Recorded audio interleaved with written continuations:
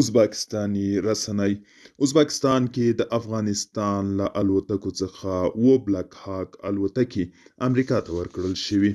سلام، وخت مو بخیر. پام وکړئ د نن ورځې تازه خبر ته.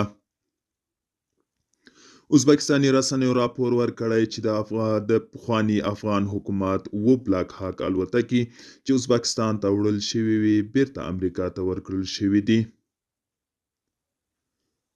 د سرچینو د معلوماتو له مخې پینټاګون ویلي چې له دغو الوتکو څخه په نورو مناسبو ځایونو کې ګټه اخلي. تر دې وړاندې بیا ازبکستان کې د امریکا سفیر ویلي وو چې پخواني افغان حکومت ته د دوی ورکړل شوي 22 نظامي او 40 نورې الوتکې ازبکستان کې دي. د یادونې ده چې تر دې وړاندې د طالبانو حکومت دفاع وزارت له ازبکستان غوښتي و چې دغه الوتکې ورته وروسپاري. دوستانو، دا و د نن ورځې چمتو کړی خبر. تر بیا هم په الله سپارم.